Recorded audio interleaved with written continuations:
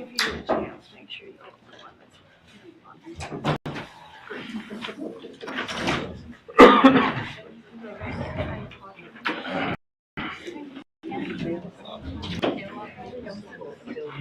yeah, whichever you Got too want. many things going on here.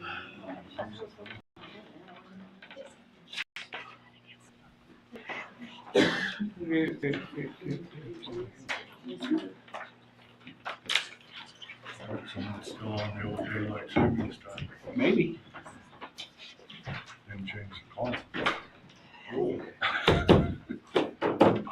You want me to take the clock down? No, no, please, please don't. Yeah, I'd like to see it. You're gonna destroy that before, please.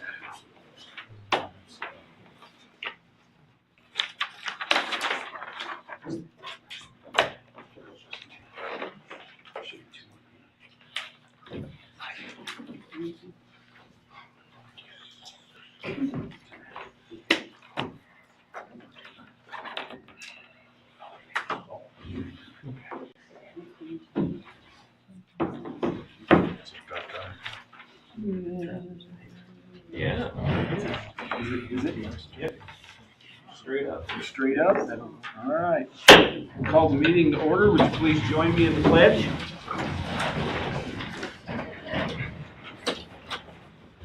Pledge allegiance to the flag of the United States of America and to the republic for which it stands, one nation, under God, indivisible, with liberty and justice for all. Amen.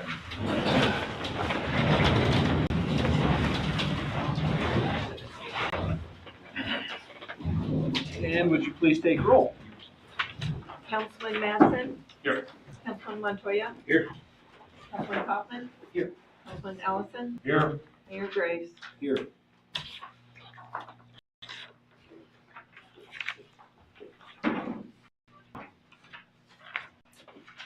You have before you an agenda that looks like we need to make a change to. We need to, under E, unfinished business, number 2 will be Parks and Rec backstops.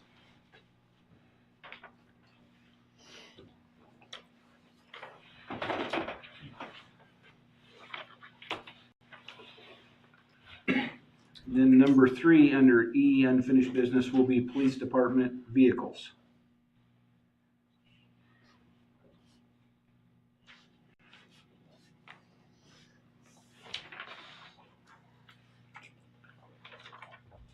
Anything else, Ken? That's it. All right, you have the amended agenda in front of you. I would entertain a motion and a second, please. I make a motion that we approve the consent agenda with the 2 added unfinished business in E. Second. Been moved and seconded. Is there any further discussion? Hearing none, all in favor signify by saying aye. Aye. Opposed, same sign. You also have in front of you your consent agenda. For the purpose of discussion, I would entertain a motion to approve and place to record the consent agenda. I make a motion to approve the consent agenda for March 13th. Second. And is there further discussion on the consent agenda items?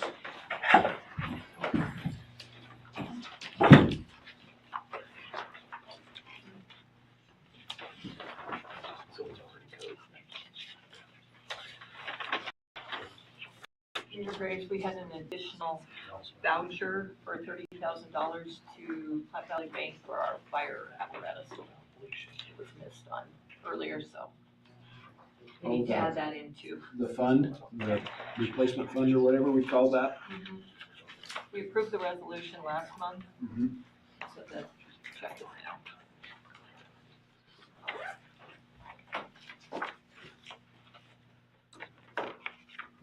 Should I amend it?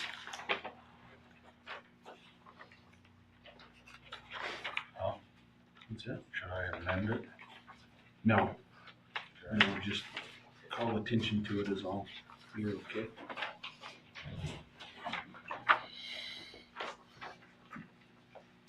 Candy, there's a couple of things I was going through this, Okay. I didn't know what they were. It's, under the payments, Desert Mountain Corp for an ice slicer, what is that? That's what they put down on the roads, the ice, the street department for the ice, it's the ice melt, Oh, okay. it's called ice slicer. Yeah, I couldn't for the life of me figure out what it was. Yeah, that's what that is. Okay. You thought it was snow cones? I didn't know what it, why, I'm Expensive snow cones.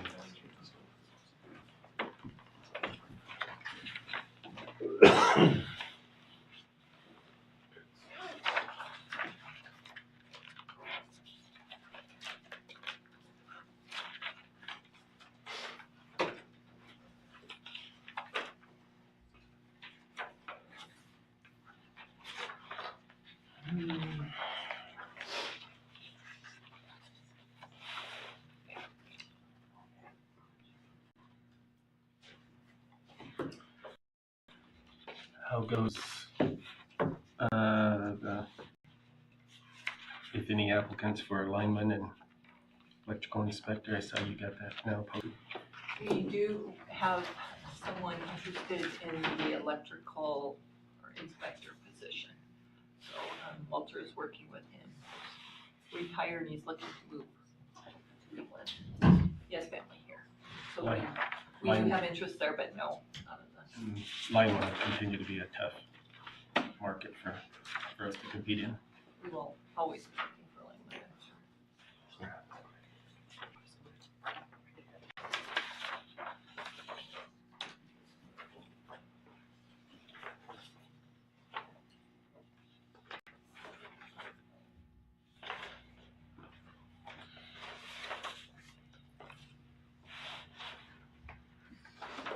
Chief, I'd like to commend your department for your, well, for everything that you do for us, but, I don't know if the public's aware that you guys, busted somebody that had 400 to 500 fentanyl pills, a pound of methamphetamine, marijuana, a gun with, without a serial number possessed by a felon. Congratulations to you and your department for that. Thank you, I'll pass that on to him. Outstanding. Still need to get that bicycle I told you about. We live there, You want that's me to our get property. it? You want me to get it? Yeah. Well, I'll know who to come see then. Yeah, that's our property. Yeah, I checked into it.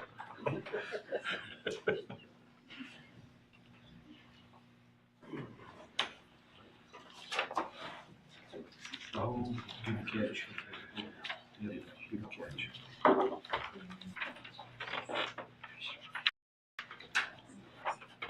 Good.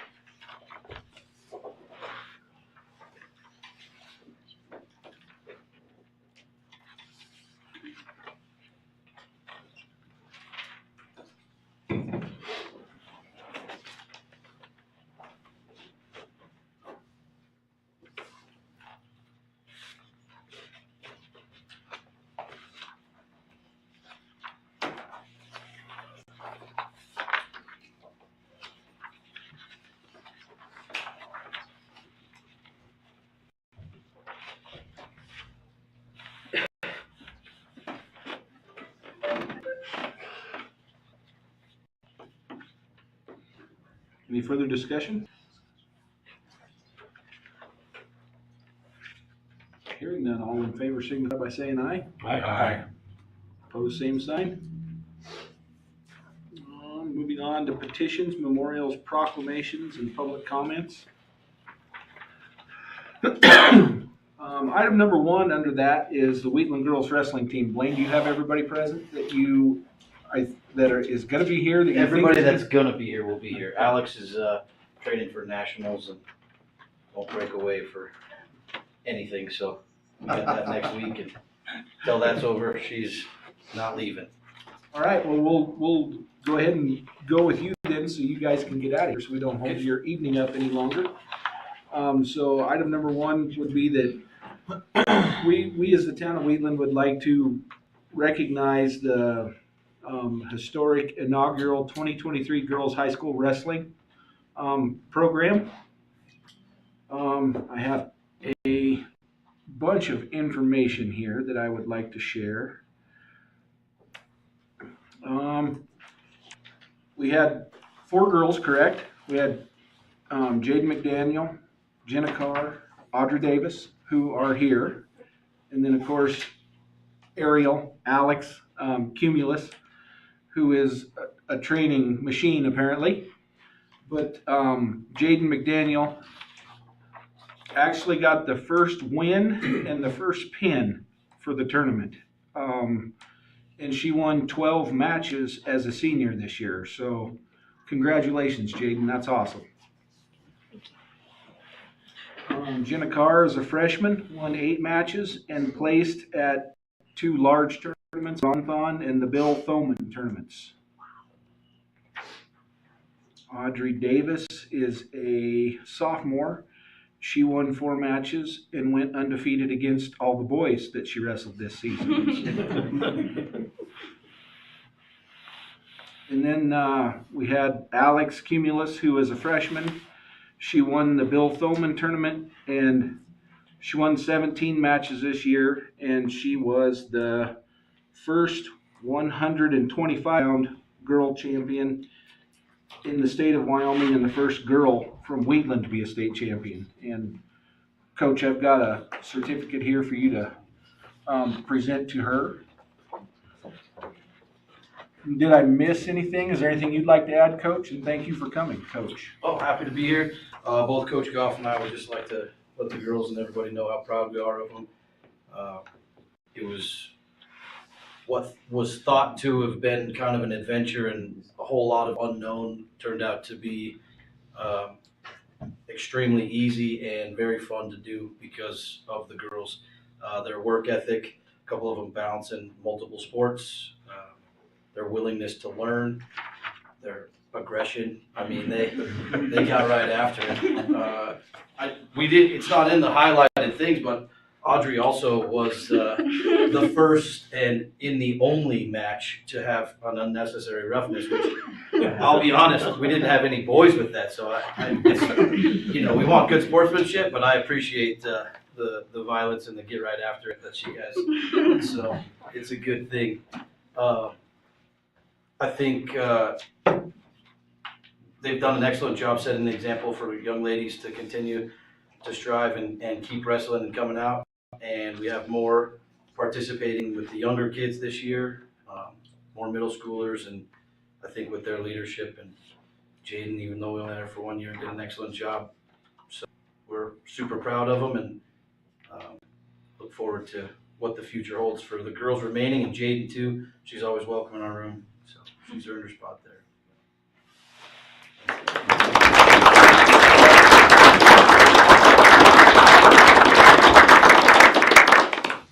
Thank you, guys. You bet. Thank you. Thank you. Thank you, Coach. Thank you, girls. Thank you. Thank you. Thanks, guys. Way to set the bar high. Everybody coming up and Yeah, you did set the bar.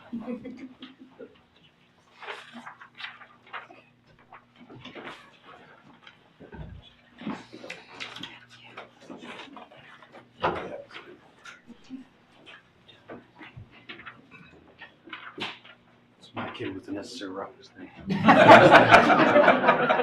Heck yeah. Gets it from mom, right?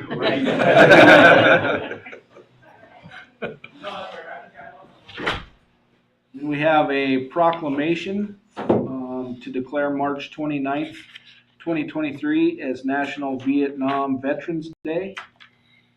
The proclamation reads, whereas the Vietnam Veterans Recognition Act of 2017 was signed into law by the 45th President Donald J. Trump, designating every March 29th as National Vietnam Veterans Day. And whereas March 29th is a fitting choice for the day honoring Vietnam veterans, it was chosen to be observed in perpetuity as March 29th, 1973 was the day the United States Military Assistance Command Vietnam was disestablished and also the last day combat troops departed Vietnam. In addition, on and around this same date, Hanoi released the last of its acknowledged prisoners of war. And whereas there is no distinction between veterans who served in country, in theater, or who were stationed elsewhere during Vietnam War period, all were called to serve and none could self-determine where they would serve. And whereas more than 3 million Americans served in the Vietnam War, nearly 58,000 men and women died or were lost during the war. Therefore be it resolved that I, Brandon Graves, Mayor of the town of Wheatland, do hereby proclaim March 29th, 2023 as National Vietnam Veterans Day and urge all of our citizens to unite and thank the veterans and their families for their service and sacrifice to our country.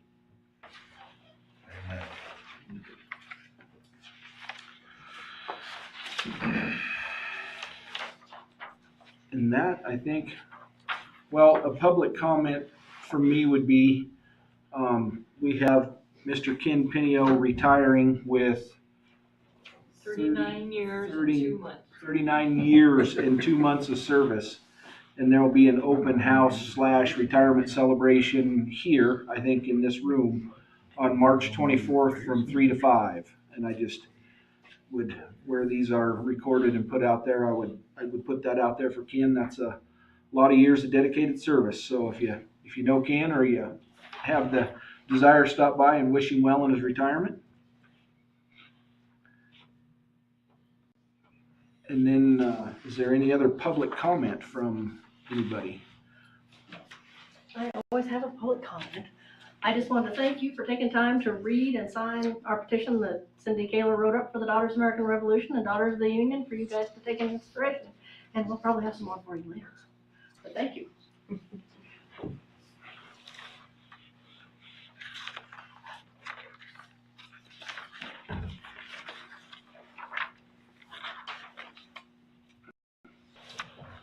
Tracy Merlin used to speak. Is there anything you want to say? Sure. I'll let Matt bully you. Well, he always used to stand up and give us the State of the Union, if you will, you know it. Well, I sent the economic report for February, and I added not just month to month, but year to year, thinking that might give you a little better idea of trends. So I hope that that's helpful to you as well. I thought a couple things stood out. One was the year-to-year student enrollment for our district. This year we're down by 29 students as compared to a year ago.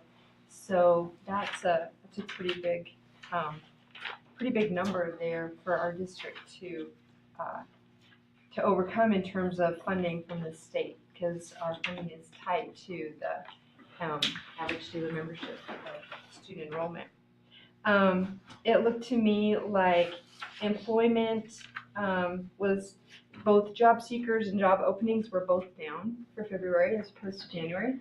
So I would take that more people are out there getting jobs. And then year to year in the job category, there were, and this is according to Wyoming at Work, is where I get this information, 23 job seekers in the Wheatland area in February of 2022, and then in February of 2023, there were 30. So 30 job seekers this year, 23 last year. So a few more people are out there hunting for a job. Tax revenues were down across the board in February as compared to January. So I don't know what to attribute that to, but in every category, lodging, sales tax, optional local tax, and special purpose tax were all down in February as compared to January. So people are not out there spending as much money, I'd say, in February. Housing and construction, I think the trend there is really the year-to-year trend. Building permits were up 1 compared to February a year ago. So pretty steady in terms of housing. And then I also included that employers by advertised number of job openings. Again, that was on the Wyoming at Work website, and looked at what employers had the most job openings across the town. And so I thought that was kind of interesting as well. That's actually a really good demographic. I like that one. So just for the public's consumption, Banner had the most job openings, and then the school district second most, Pizza Hut, then the state of Wyoming, and then the Wyoming Child Services. So, do you guys have any questions for me, or is there anything that you'd like me to add? I thought, especially like the employers by advertised openings, that was something that I hadn't ever seen on the report before. So as I come across information like that, I'll just go ahead and include that from month to month. So. I love this. Yeah, I like the report. It's easy to read and follow and quick. Okay, good. And if you come across something you want me to do more research on, just give me a call. I'd be happy to do it. Is there, I think there is, but I can't know off the top of my head. If you don't know, or an estimate. So what is the state fund per child in the school? Is there kind of a number? There is a number, and it's a little over $17,000 per child. So you take that 29 kids times $17,000. That's what would be down. It's a 3-year rolling average, so it's not year to year. It's a 3-year rolling average. But when you have that downward trend, it hits pretty hard. It becomes alarming quickly. Yeah. Yeah. So a little over 17,000. Yeah, about 500,000. That's a good hit. Yeah. Did you catch that in the commissioner meeting of that kosher plan having its first public forum in Guernsey? March 15th in Guernsey, at the school. So, and they talked about how it's going to be a information only meeting. So they were gonna start there and go to the communities.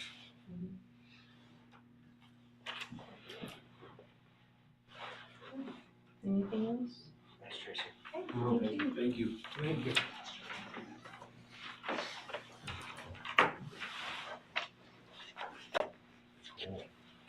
Is there any other public comment?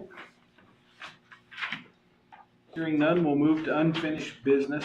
Item number 1, which is ordinance 840 to rezone 1950 South Road to general business on second reading. For the purpose of discussion, I would entertain a motion. Make a motion to approve ordinance 840 on the second reading. Second. It's been moved and seconded. Is there any further discussion?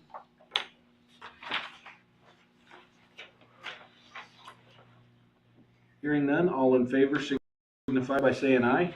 Aye. Pose same sign. Motion will carry. We are on to number 2, which is the Park and Rec backstops. And I think Curtis is stuck around. Curtis, I could kind of, I'll transition into this for you, because to go on public record and say it this way is probably best, because there's a lot of hearsay out there. But I asked Eli Stone of Stone Welding not to bid it due to the obvious conflict of interest. And that was absolutely 100% me initiating that conversation and telling him that the stigma looked bad and that I advised him to not bid it because of conflict of interest. Yeah, to catch everybody back up, I think it might have been, it was right after the seasons last year that we met. We talked about possibly putting up netted backstops at Little League, as well as the Legion Field. Netted backstops they're a fantastic improvement. They make the game easier to watch for fans. My son being a catcher, he loves them because the ball doesn't bounce quite as hard off of them. Just they have the ability to take them down at the end of the season, so they don't sit there. They're not getting beat to death by the Wyoming winners and things like that. Initially, we had some preliminary numbers from a company to provide those. When the council said, "Yes, let's move forward with that." When we really started putting the rubber to the road, those numbers came back about $20,000 to $30,000 higher than the initial numbers we had. In good conscience, I could not move forward without the approval of the council. So we started looking at all kinds of different things, and I know Eli and Councilman Allison went out. They were looking and developed a plan that honestly I think it kills two birds with one stone, and it allows us to fix those backstops, make them more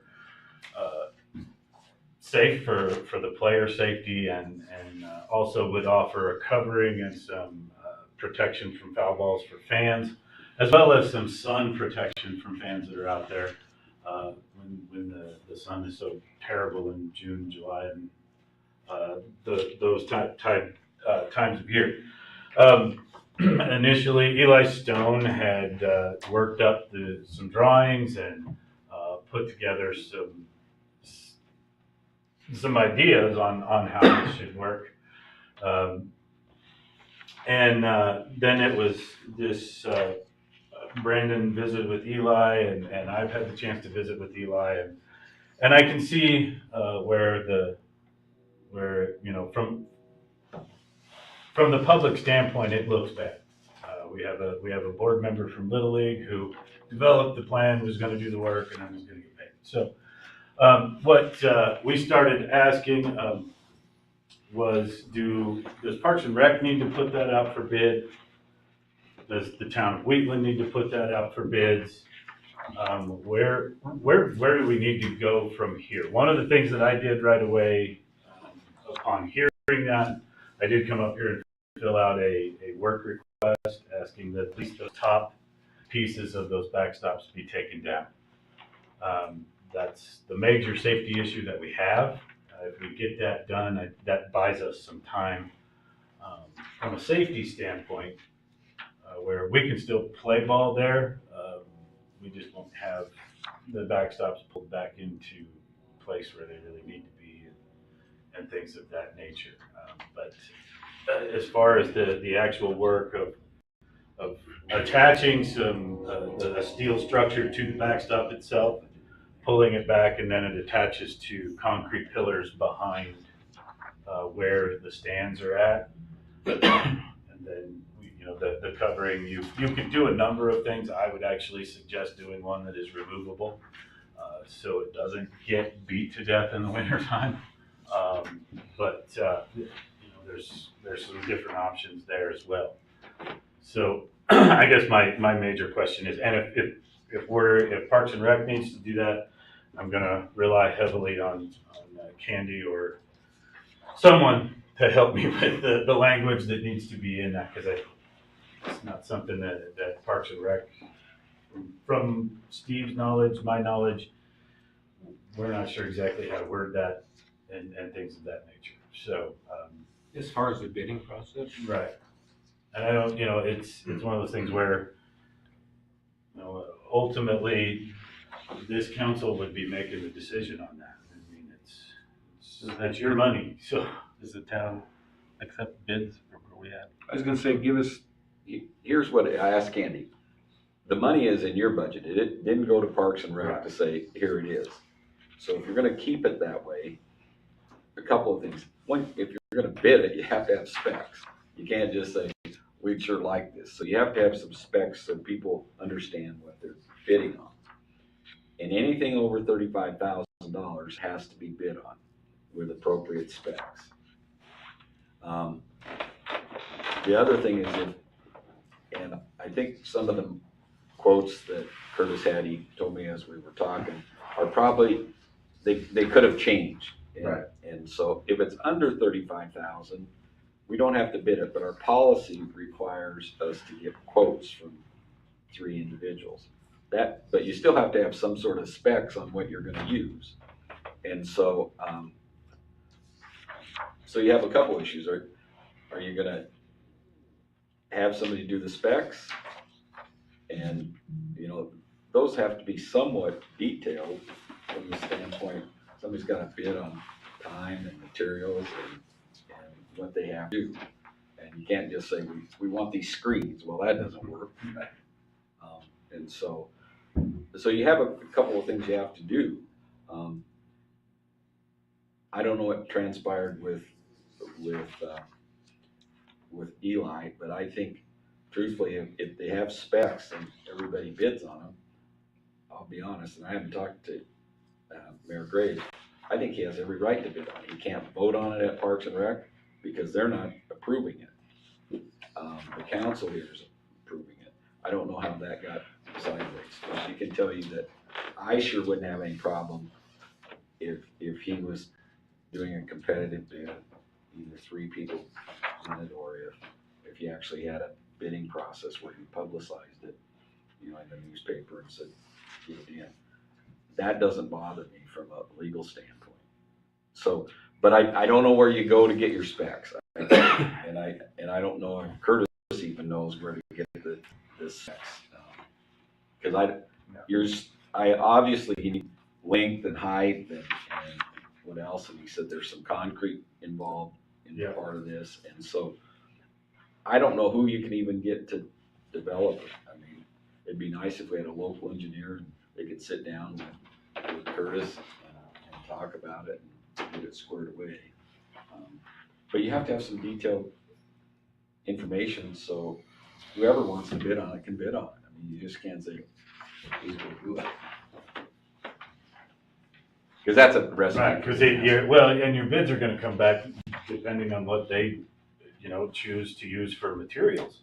And obviously the specs would be involved in that. And I had some interesting conversations with Eli, but we never got to that piece of it.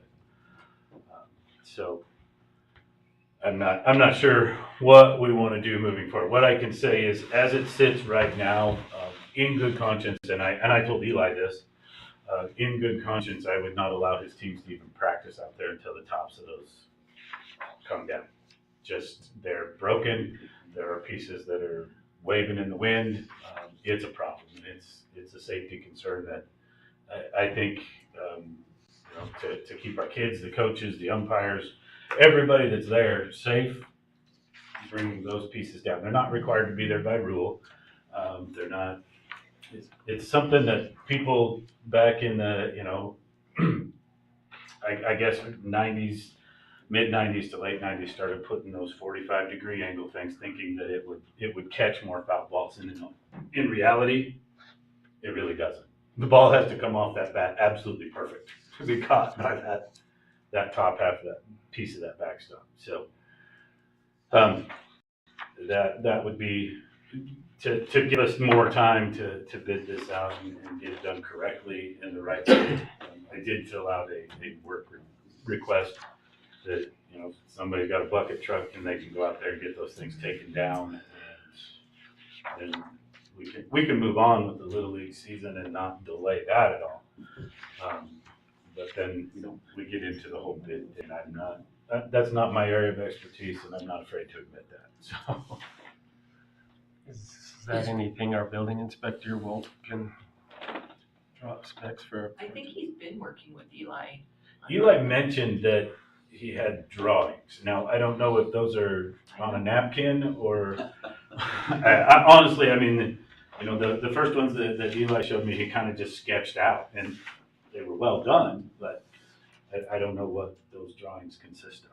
I know I met with him, so I don't know where it went from there, I guess. So is this a realistic project to be completed this summer, or is this getting pushed out again? I think that we could still get it completed this summer. I really do. If we can find some contractors are, I mean, they're super busy. So if we can find the right people that have the time to get in there and get it done, I think it would be realistic to think we could get it done by the end of the summer. I'm not disagreeing with it. A couple of things, and I think we have a contractor. Part of it's just gonna be the supply of what you need and getting it here. Sometimes you can have best intentions, and whoever you have to order it from can't get it here. I asked Candy, I think the crews can take the overhang off. That was my question, Doug. Yeah. Is it the They city's already crews have that the are- work order. I think they're just trying to figure out how to get to it and get it in there. So that would take care of that big safety issue that everybody has. So if those ball fields are a town asset, is it up to us to do the RFP? I mean, a design build RFP, Here's, you could do an RFP, but I think you have to have a plan. You can't just say, we think this is what we want. right, we need to get And you some remember, specs and but then, if you're talking about 35 to 40,000, I don't know if you do those kind of things, but I think you could. And is it each field for 35, or did you think the total? The way that I was understanding from conversations I had is that was both fields. yeah, that would do, I think, yeah, because I think it ties together everything simultaneously. It was my understanding. I don't think they're gonna tie together simultaneously. They're gonna be, each set of bleachers will be independent as far as it will pull it back into line where it should be. Because if you look at those things, they're leaning in pretty good. But it will pull it back to where it should be, and the concrete will be behind each set of bleachers. And there's 4 sets of bleachers, 2 on each field. So that's, I don't see them basically connecting to each other, the 2 fields, but they're definitely gonna come down and be independent of each other. And that was a Boilermaker design on the fly, Right. you know, because he was talking about pulling it, the backstops out, and they're in there, gosh, 8 foot with Mhm. concrete. Wow. Yeah, once we talked to people who knew that they were down their ways, it was gonna be a bigger feat to pull those out than what we had initially thought.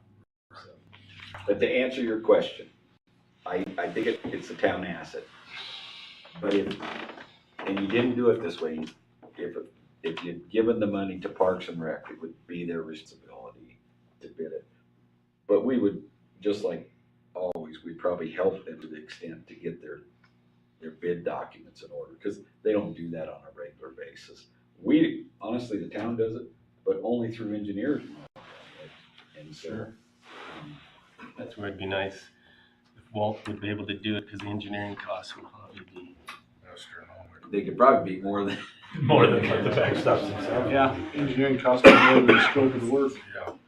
And I guess I'll concur with Mr. Weaver. Understand what the mayor is saying, but as long as a separate entity, the league board's not making the bid call, I think Mr. Stone, I mean, it's a small town. We got overlapping of families, nepotism everywhere in the town. If he wants to bid it, I'd say go ahead. Like I said, it's a third party that's gonna make the decision that that none of us sit on that board of directors anyway, so I would tell him not to shy away. If he still wants to go ahead and throw a bid in, I'm fine with it. There might be some contractors, like the mayor indicated, maybe say, Casey wanted to do it, you could design build it. You could just say, here's a proposal for design build. But then you have to look over their design, they submit them all at the same time. If I may, I know that Walter borrowed my program to architect these backstops. And I'm totally good with that for you guys. Okay. He said it was for the town and the park and rec, and I said, go for it. So he has full reign over the programming to design and develop this. However, it doesn't come with an engineering stamp. Right. That's the only thing. So what does that do to you when you would submit a bid knowing it's not engineered stamps? That As long as the town's okay with it not being engineered, I would still bid it. you're okay with it? Yeah. I mean, this year I can tell you I'm out. But you can definitely use my computer.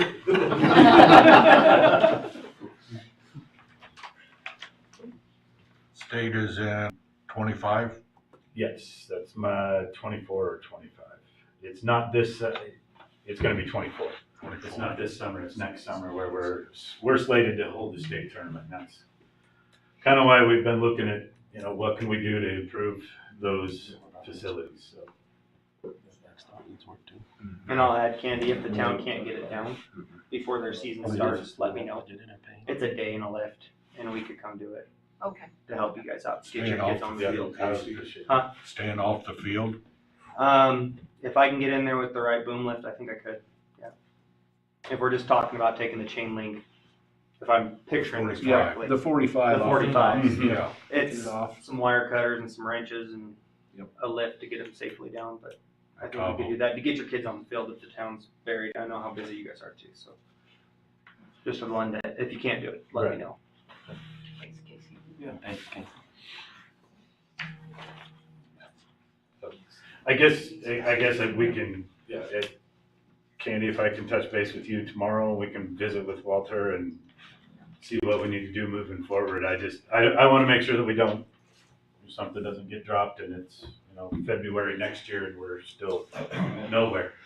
So, I just want to make sure, because those, like I said, the day Eli and I were out there looking at them, I was like, "Ooh, those are leaning a little further than I thought." So, Swaying. yeah. Swaying. So, but I think the idea was the right one, and I think that we can kill two birds with one stone that way, and I think it's probably the direction we need to head. So, Yep.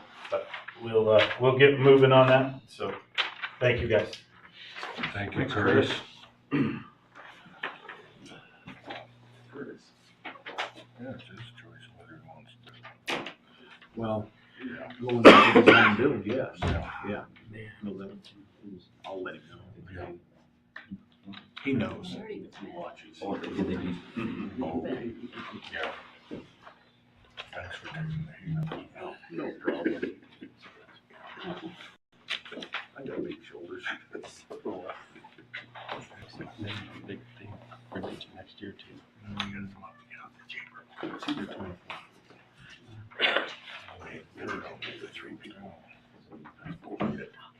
All right, unfinished business item number 3 is the police department. Chief, would you like to expand on information that you were tasked in finding? Yeah, with my end of month report, I put in there the bid that was brought up for the truck, which is kind of confusing at the beginning. So if we went for a truck, we can't order it till towards the end of this year. Just that's when they'll open up the bidding again. So she worked the numbers off the 2023 Ram SSV being upfitted. The price actually comes in, I think it's about $1,300 more expensive than last year's model Tahoe. That was the original bid that I had included. So right now, the trucks are gonna be coming in more expensive. That's again, the government isn't giving as many concessions with the Dodge Mopar vehicles.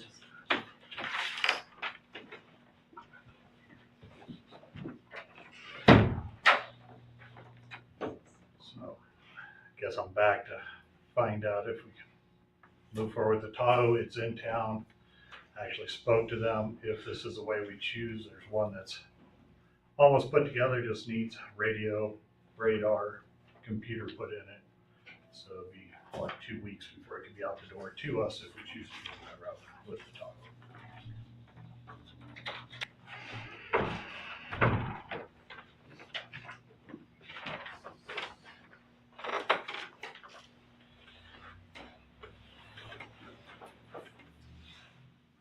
I was all set to wait for the, till I seen that was more expensive now Yep. than the Tahoe. And then, Also with the Ram, they're getting rid of the Hemi, so they're going to a new engine, so there's also concern about that of, is it actually gonna make the production line and be able to be produced massively when they do start making that new truck? So there's a lot of concerns with the Ram, even without it being more expensive. Also, there's just a lot of concerns with them. We've had terrible luck getting that second truck. So what we had budgeted for the pickups, is the dip, is it, I don't know, was it 13,000 difference in this? What we had budgeted for the pickup that didn't show up? Right, And correct. now- And now doing it.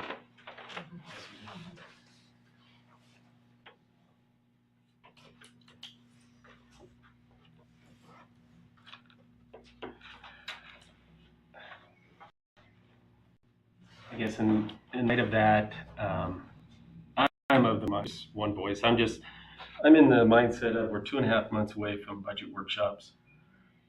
We do budget amendments for a lot of unforeseen items that come up.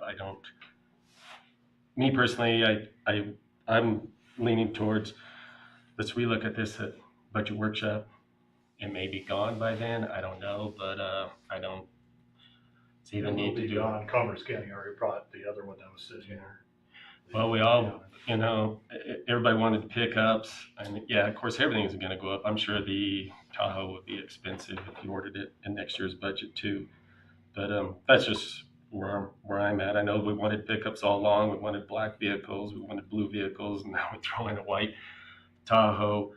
I'm of the opinion that we just waiting to see where our budget's at here in 2.5 months, and instead of doing an amendment to change out for expensive vehicle that we really had never even looked into wanting. It just all of a sudden, yes, it fell in the lap.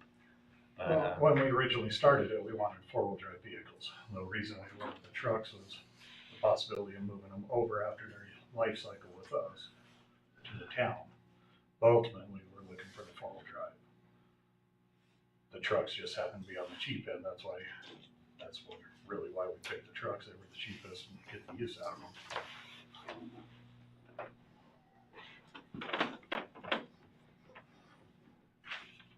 I understand where you're coming from, but with how the market is, 2 years later, still trying to get a truck, we may still be in the same situation in a year because the market hasn't stabilized. So it could be another year. And even if we wait till the new budget, realistically looking at July of 24 before a truck might show up and actually build one for us. And again, we're going to be short vehicles, so everybody's done with the academy, which will be the end of August.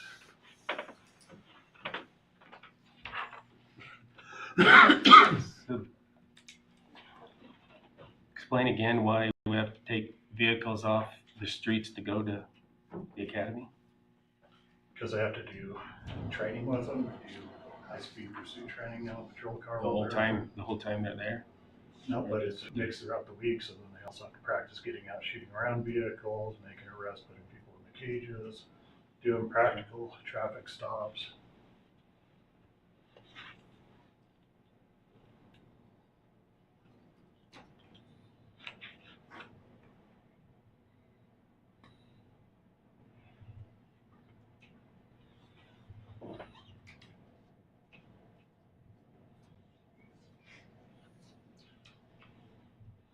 I had a funny feeling you were gonna find just what you found here when you looked at next year's, but I wasn't really expecting them to be more expensive. Figured a little bit more expensive, but yeah. Because usually the Tahoe is the most expensive vehicle out there.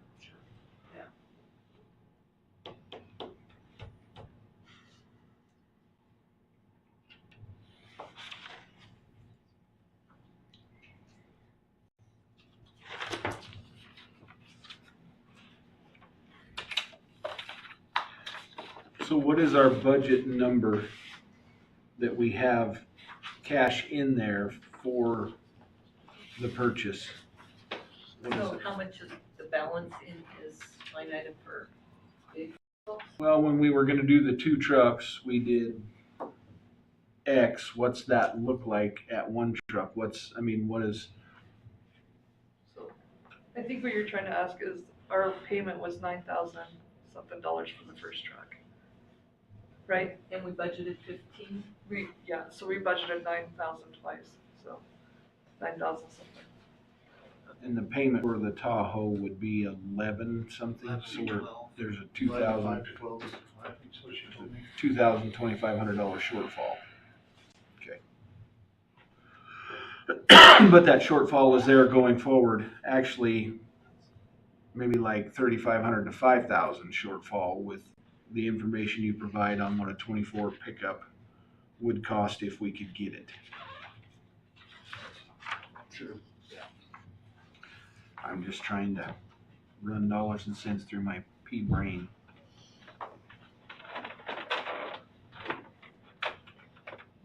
So then we would have to budget for that payment again next year. For the next, what, 5 years? Yeah. Yeah, it's a 5-year. I was trying to find what she'd said for the payment. So were you gonna put in your budget next year, or this coming budget for more new vehicles? No, this is the last vehicle we're waiting for. Okay, then we're just kinda on that rotation. Yep, this is the last vehicle we need and we should be good for. And so we wouldn't even necessarily need a budget amendment because the unexpended would probably get us through the end of this budget. We'd just have to change the budget going forward to Well, we're reflect. gonna have budget amendments, I'm sure, on his department, because we have the K-9 and everything. I just trying to see if it's. Yeah.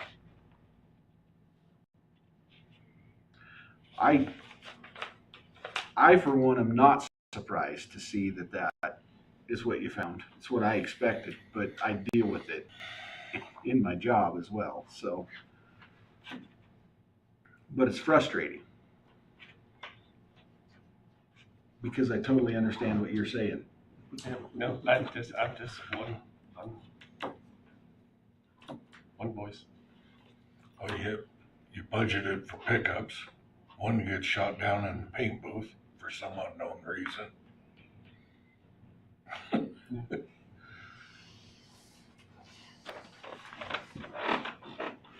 Yeah, and we tried to get the trucks, and we even switched from to Chevrolet, and Chevrolet did the same thing to us. No, Well, and I think that's the fear with everybody trying to buy fleet purchases going forward in all facets of everything. From a 1, 2, or 3 or a 150 purchase. I mean, they seem to just kind of be hilly-nilly, whether they can fulfill it or not. Availability, right? Shortage of parts. Want to sell your truck, Doug? it's the right color. Yeah, it's the right What you guys color. are paying for it, am I? It's black. What's that?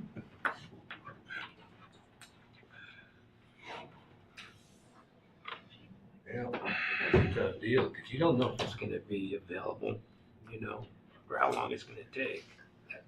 That's a stickler. It's all the unknowns. I mean, it used to be, I tried to get vehicles myself, right now. Don't know.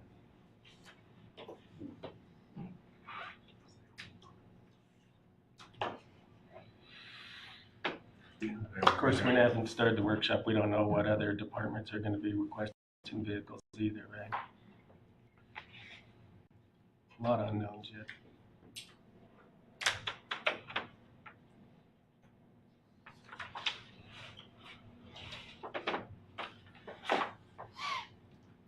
Multicolored police department vehicles.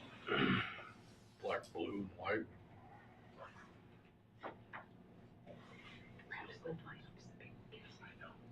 It still gets us to the place where we need to go. Green and yeah, I want it all black. Nice. Sounds like Highway Patrol's gonna be rainbow colored also. I seen my first red one. That's what you're saying. Hey. I don't know how that is that. It's not fair. It's a lieutenant in Thermopolis. Got the first red one in the state, Dodge Durango. Keeps everybody guessing what's the. I think they have the option of 5 colors now for their highway patrol vehicles. white and black, gray, green, or red. Well, so to keep moving along, do we just want, just have a motion to? You have to just make a motion one way or the other. I'll make a motion to deviate from the budgeted black Dodge Ram to the Tahoe. White, White 23. White Tahoe SSV. Do you need the amount?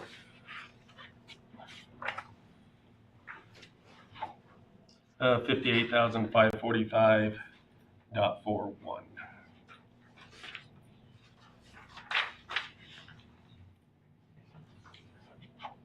It's been moved. Do we have a second? Second. It's been moved and seconded. Is there further discussion? Hearing none, all in favor signify by saying aye. Aye. Opposed, same sign. Aye. Motion will carry 3-1. Thank you. So Mayor, that wasn't brought to my attention, possibly we could, finance through a local bank or something that might bring some of those finance costs down instead of going through the dealership. Yeah, just submit a bid request. Get your banker right there. Yeah, that's why I. Draw up the specs. Just the amount and the term, that's all we need. Yeah, very good. You'll take care of getting him the bid? Yeah, if you bring me the bid, I'll make sure we all get it, yeah. You want me to just make a copy? Well, I gotta do it to all the bigs, I can't just. Good to come to these meetings, good to be I gotta be careful. Whoever's the best. If it was a pickup, I hope there was a cage in back for cats. That's really what I wanted to.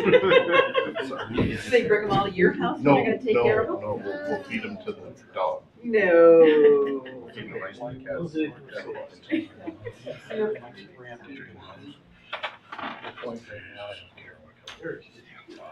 All right, new business item number 1. We go right from police to ambulance. We have Taylor, correct? Yep, Taylor Schmick. Welcome. Thank you. So I'm the director of operations at the hospital, so more or less what I do is a lot of the non-nursing departments. We call them ancillary departments, but one of those is ambulance. So I take care of the day-to-day operations for EMS here. And so I just wanted to come because we are in possession of 2 rigs that belong to the town of Wheatland.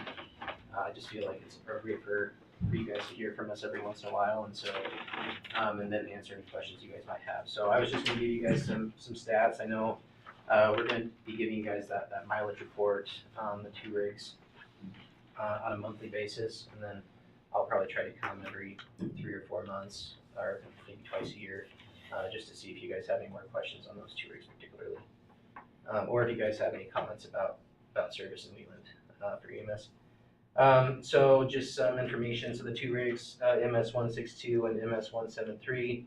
MS-162 is at 180 and a half thousand miles. It is a little bit over on mileage. I'm guessing by now it has gone in. It was slotted to go in this month, so it should be in the shop. And then MS-173 is at 264,602 miles. And that has not hit its mileage mark. Through the end of February, 59-day stretch, we have had done 279 calls, about 4.73 calls per day throughout the county, and 122 of these were 911 urgent response calls. So it's been a busier start to the year, but a lot of challenges with roads too. Haven't always been able to get out on the highways with I-25 being closed for a week, so it definitely made it a challenge there for a bit. But do you guys have any questions for me on that mileage report or on the rigs or? And I think you're new by catching a ambulance. Yeah. Past requests we've made. Other requests, I think, actually maybe the mayor had requested, we wanted some detail on our repairs. Okay. And then, did we get one maybe? And then, or did we ever get one? Because we would just get saying how much cost the banner put into fixing them. Yeah, I can That was send, it. I can send you these challenges. Didn't, I mean, like Mayor Graves requested, we need to see what these detailed fixes were, and then it never came about, so. Yeah, I'm happy If you to could do add that to your Yeah. list, I think that. I can send you those for the last year if you'd like for these two. Anything else? How's it going on your grant writing for ambulances? Yeah, so Councilman Allison did come. We did hold a public session to talk about EMS, what it looks like within Platte County. We did apply for a state grant. There were two grants actually. One was an operational grant that would allow us to hopefully look towards purchasing new rigs. And we did receive tentative approval on that grant, which would allow us hopefully to purchase 2 ambulances with state funding. That being said, that is a lengthy process. The secondary application, I'm not joking, was about that thick. So our finance team's working through that right now, but we are getting bids from manufacturers right now, and hopefully we can get those purchased. The lead time last summer was about 2 years. A good portion of that was the chassis, and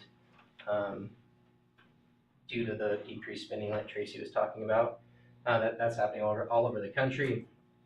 Those lead times have shortened a bit, and so we're hoping that hopefully we can get lucky in purchasing 2. We can get this on the books and hopefully get them within the next 12 months, 18 months, something like that. So pretty exciting. But if you guys need my contact information, Candy does have it. You guys can free to reach out anytime. If you guys want to come see the ambulances or anything like that, you're welcome to. He's down in the dungeon. He's in the dungeon. Another question. So when we got these ambulances, requested that they were labeled on them, provided by the town of Wheatland, townspeople, taxpayers bought those. I've got a question of why the town of Wheatland people bought an ambulance, and is this a temporary location in Guernsey on this report, or? Yeah, it's a good question. So the reason why that it's down there is our third bay. So I don't know if you know where our ambulance space or station is. That one to the far left, the electrical outlet that charges the ambulances is out, and so it's causing the batteries to die in those rigs. And so that was the primary reason it was moved to Guernsey. I'll follow up with Dana Sanborn. She's our captain, and make sure that that's moved back. Okay, I just was curious. No, it's a fair question. And I think we still don't going, a year without a signed agreement? Yep. Yep. So I'm hoping to meet with Mayor Graves and start working through that process too, and do what's right for the county. We're committed to it. No, I appreciate you coming here, and nice to have answers to the questions. Yeah, and I'll follow up and I'll make sure you guys get those repair costs. It's actually a pretty easy thing to send, so I'll make sure you get those for 22 and then 23. Thank you. Thank you. Thank you, Taylor. Thanks, Taylor.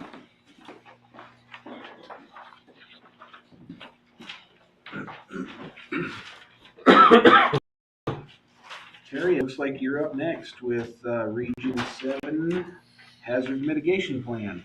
No matter where I stand. Well, at the podium is the best for the recording. All right.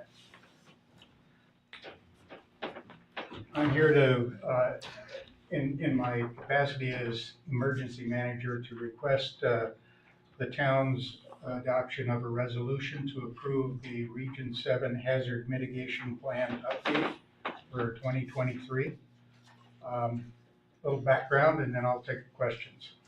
A hazard mitigation plan is something that is, I've been using the term expected by FEMA of local governmental jurisdictions, which would include the town of Wheatland, the county of Platte, and the other towns in the county.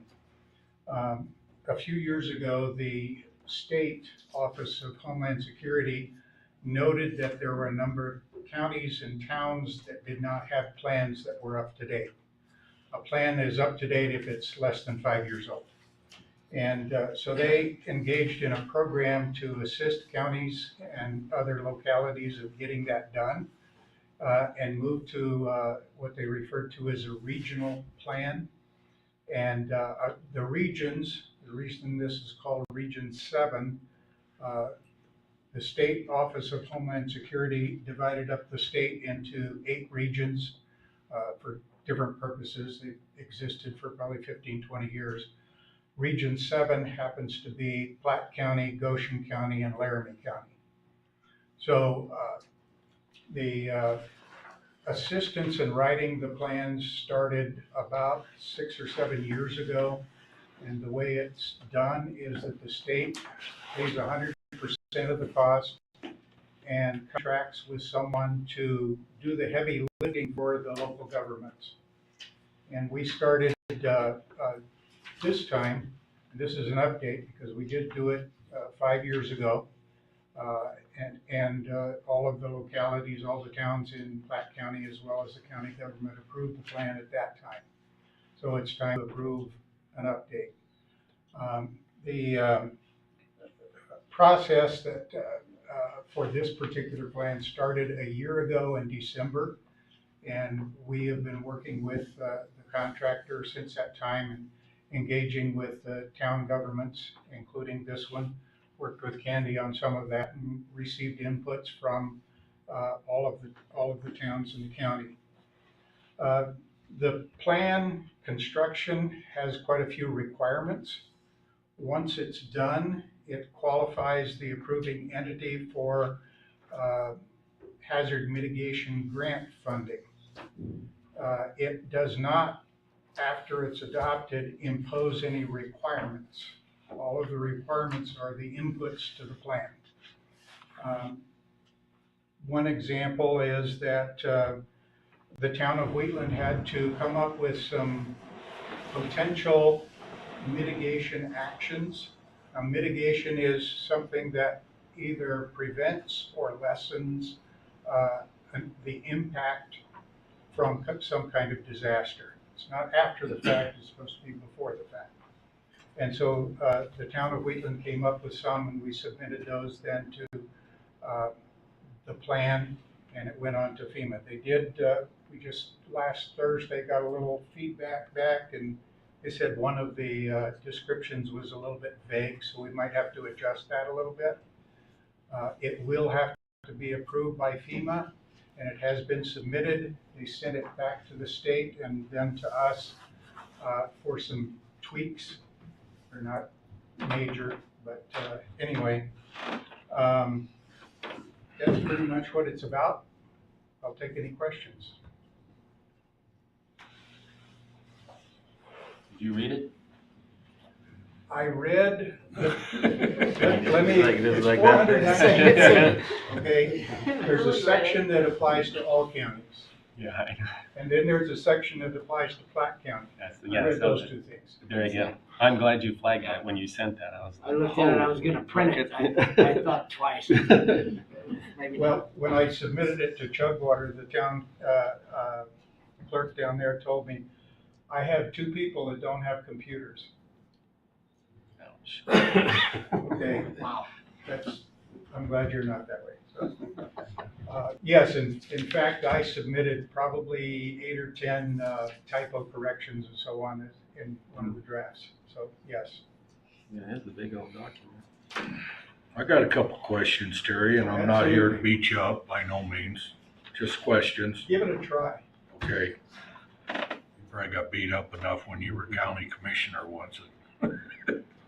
It happens. Under 310 -3 says there is a potential for an incident to occur, however, with low number of previous occurrences over approximately 2 decades, the probability is likely low. It should be noted that even a single event could have devastating effects and possible consequences to life safety. Any possible future occurrences will be minimized through proper supervision protocols, inspections, and procedures. The only reason this one caught my eye was after this East Palestine incident, Yes. because we do have the railroad, we do have I-25. You're not the first one to ask that question. Okay, This is, reiterate, this is intended before the fact, not afterwards. okay, So if there is a mitigation action that the town wants to take, and I can suggest a couple, and this is somewhat in process with the county anyway. The University of Wyoming does commodity flow studies for localities. We're on the list to get it done for the county. And what that does is that lets us know what is on those trucks and train cars that are going through. Then we can follow up and do something about the specific things that we see going through here. okay. Also, just as another side interest, I have an app on my phone where I can plug in the number on any car and it'll tell me what it's carrying. So. You Cool. read faster than the rest of it. Yeah. I look at the graffiti on it. But no, that brought to my attention after reading that part of it, you know. I didn't do the 490 pages. I was like you, I only did Black County, you know. That's the important place. Yeah, and that's where I highlighted that one, you know. My second one is 313.2, inventory exposed. You know, and this comes back to public health hazards. After our 2-year, 3-year pandemic we've had and being totally unprepared. Is there a way to be prepared? Like for masks, ventilators? I mean, I know we're at the mercy of Banner Health on ventilators, you know, but we don't know what the next pandemic is. If you go back several years before, there was a similar preparation process that went on, and there were masks that were bought and so on. I don't remember exactly when it was. It was like 05 or 06, way back there. And those were still on hand. And I got into some of those boxes, took them apart, and you know, the rubber gloves in there just fell apart. And so it's unused for a great deal of time. For something like masks or even the mask with the rubber or latex strap on them, those things deteriorate after a time. You can't keep them on hand for a long time. So it's hard to predict.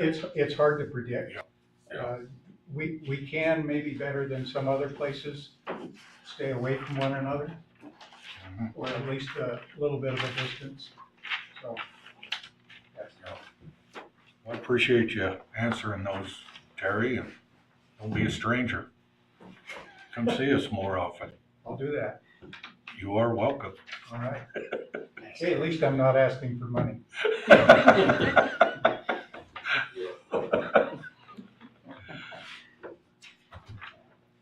Any other questions? Thanks, Terry. Terry, I just have a question on a separate topic.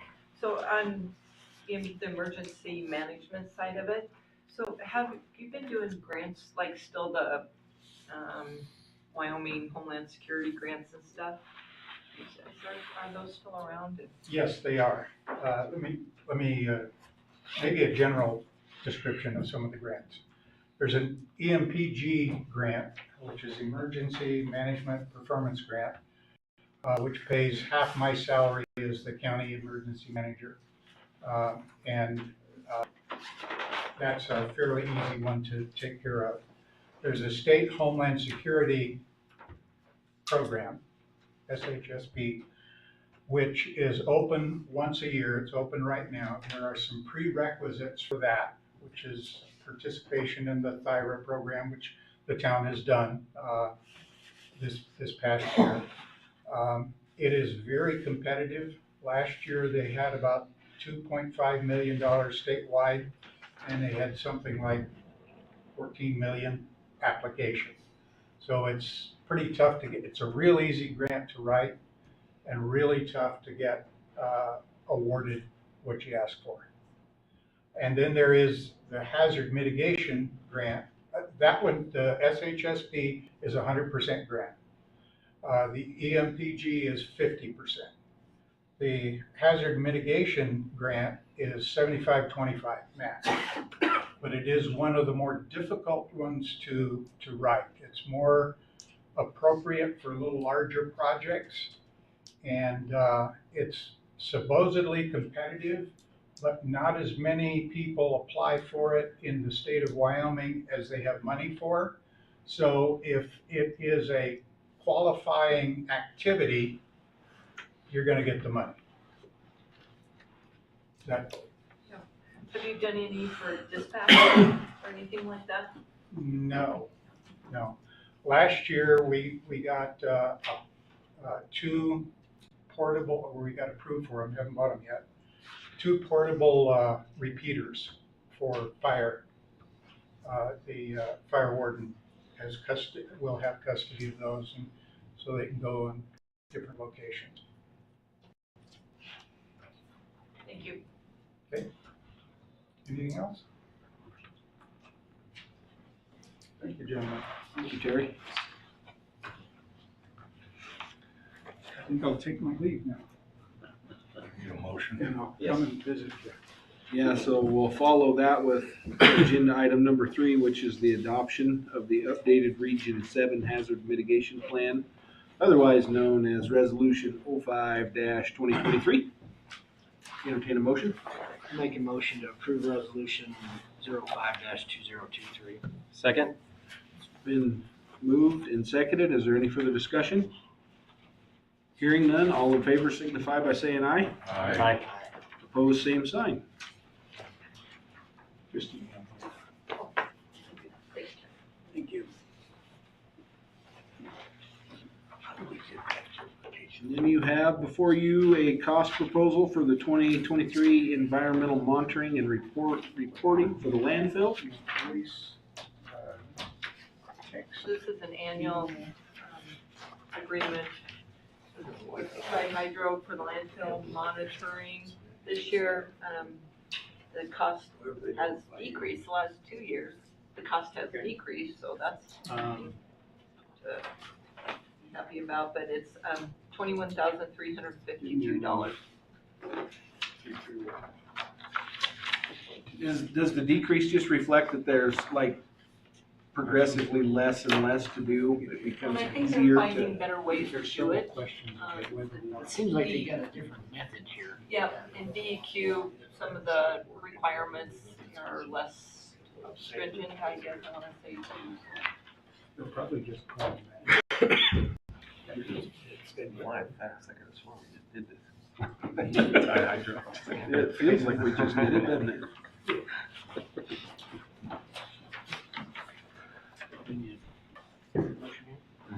Motion to accept the cost proposal for the 2023 environmental monitoring and reporting for the landfill. Been moved and seconded. Is there further discussion?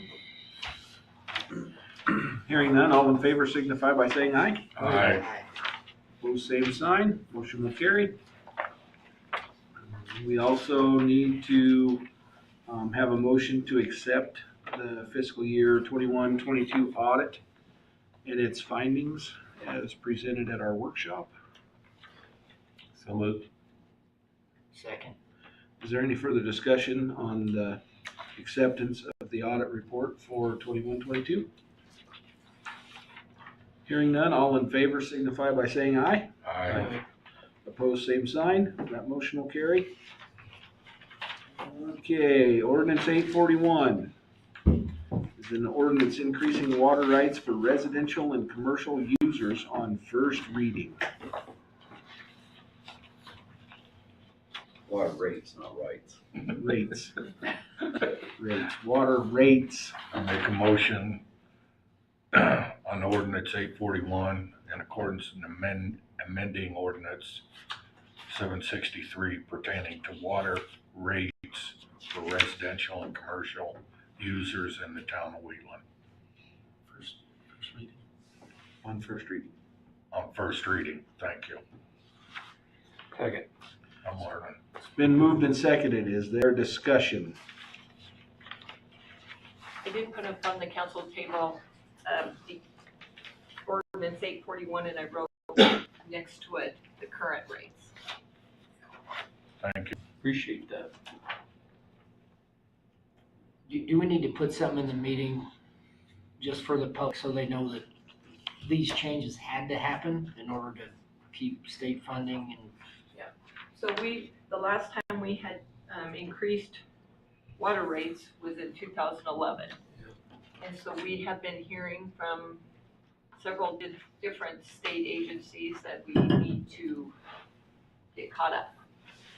And I wrote a couple grants and I went down and I listened to a lot of talk and I talked to a lot of the staff, and we don't really have a choice. If we want any assistance with Black Mountain Water Tower, with our wells, that sort of thing, we need to catch up. When I was sitting at that meeting and I was listening to the base rate of some of those other towns, wow. There was one town that's a base rate was $64 a month. Wow. And we're currently at 20. Yes, this is something that needs to happen. And it wouldn't go into effect until, and this can change, I mean, we can make any changes, we have 3 readings, but it wouldn't go into effect till September 1st. Do you have to do anything with PSC? Not on water, we don't. Okay. Interesting. So,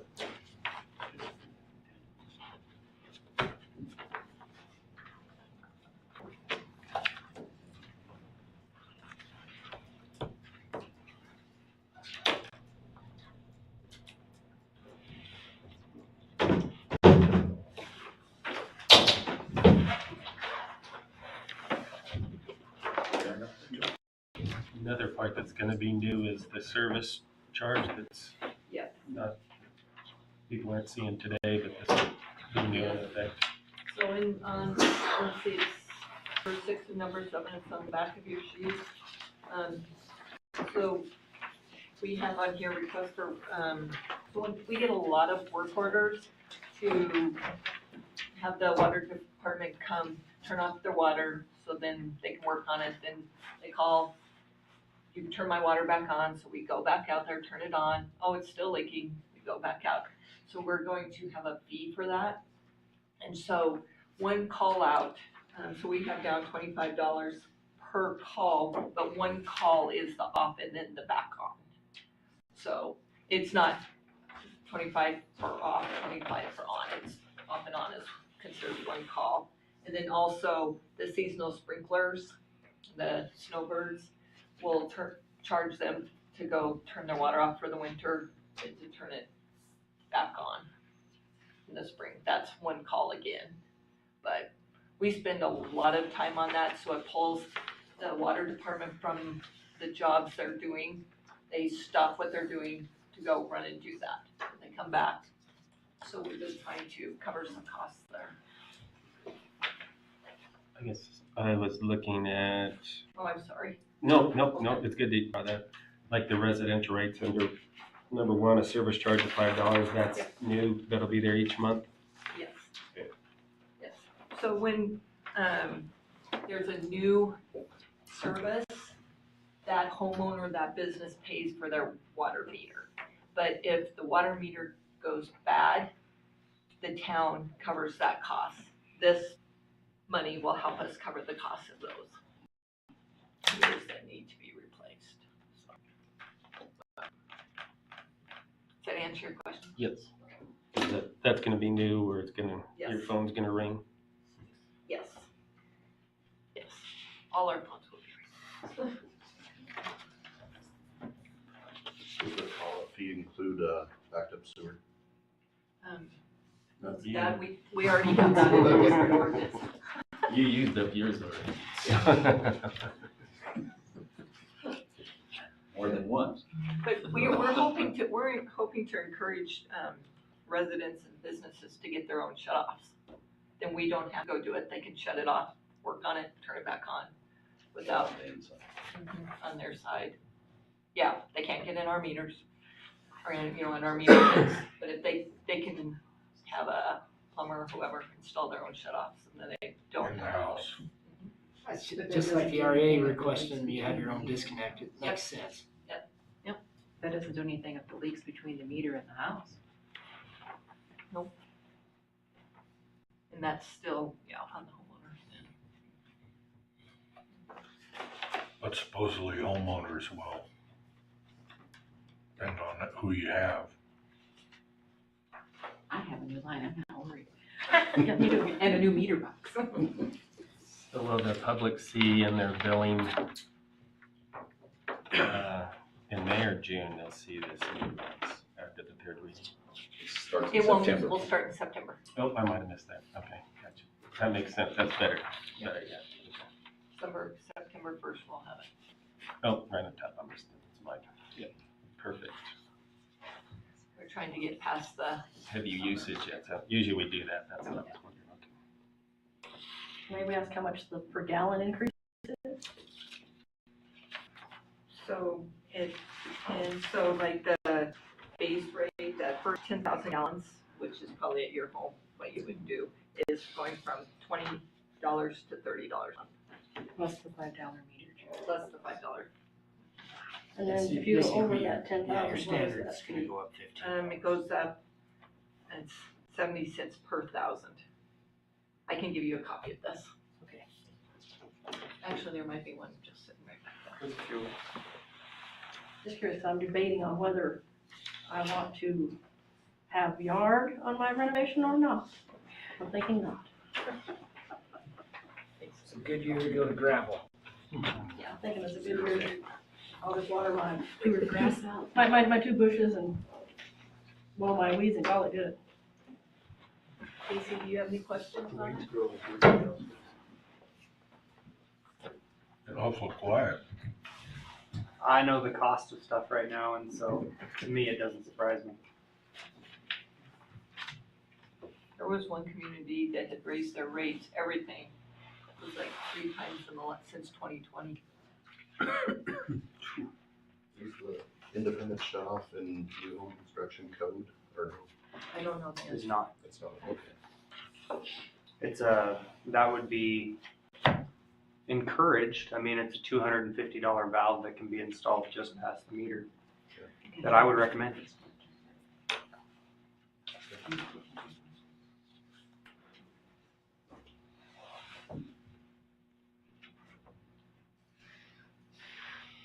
That's actually a cheap install if you think about it. At the time the trench is open, it's a brass valve with a stem. Super simple. I'd strongly recommend it. And standpipe. Yeah.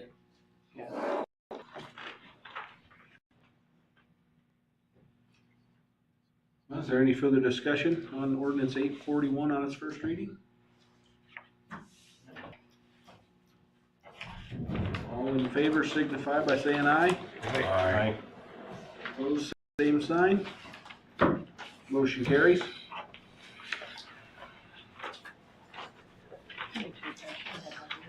And that's the end of the agenda. So the announcements will be that we have a special meeting scheduled for March 21st at 5 p.m. here. And then the next regularly scheduled meeting will be April 10th at 7 p.m. here. And I'll be emailing out a potential schedule for budget workshops, just so you guys can put them on your calendars. And if something on there doesn't work, get back to me and we'll get it figured out. But those are generally in May. And then I did want one more thing. So we had some grant money through the cease and transfer grant and loan program through the transfer station. There's a balance in there that's been available for us to use. So Dean Crow, head of sanitation, is gonna head down to Colorado tomorrow and look at a roll-off truck that grant would help us pay. So we have 2 roll-off trucks. And so we don't, remember last summer we had like 3, 4 weeks where we were down. So in this program, it pays 92% grant.